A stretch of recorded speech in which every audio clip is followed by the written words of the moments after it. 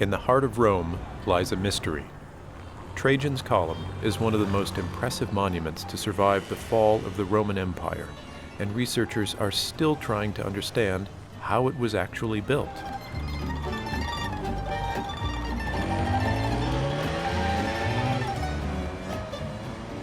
If only we could go back in time, we could watch this amazing feat of engineering come together.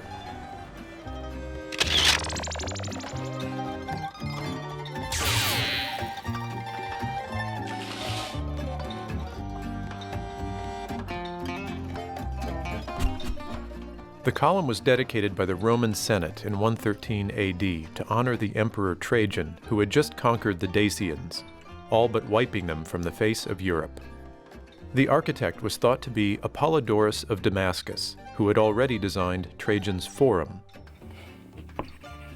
At 126 feet tall, the column would require 29 blocks of solid marble, each weighing from 25 to 77 tons. These were brought from a quarry north of Rome and floated up the Tiber River to the work site.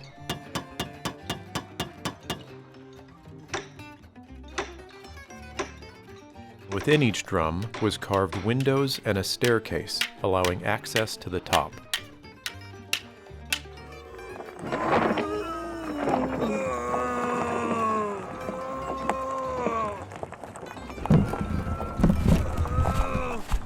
A current theory says the drums were rolled into the base of a lifting tower, a sophisticated scaffolding and pulley system for lifting the drums high into the air.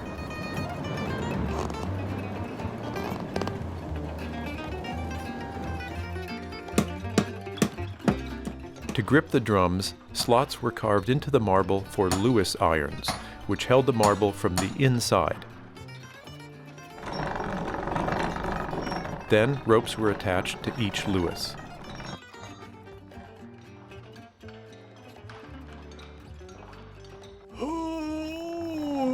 Providing the power for lifting the drums was a series of capstans working in concert, each pushed by perhaps a dozen men as well as horses. These were connected to ropes that wound through pulley blocks up and down the lifting tower.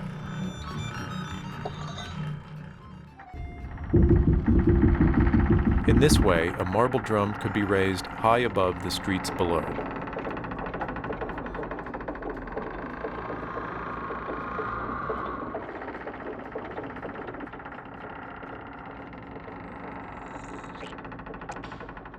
To see what's happening inside the lifting tower, let's take away one of the outer walls of this model. A drum is lifted and then lowered onto a trundling platform. Ropes are disconnected and the drum is moved horizontally. Then, new ropes are attached. The platform is removed and the drum is lowered and secured into place.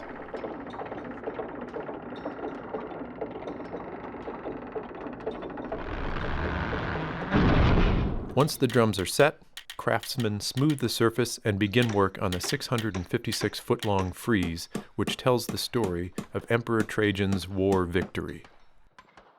The frieze spirals up the column like a giant comic strip in 155 different scenes, and was probably painted with bright colors.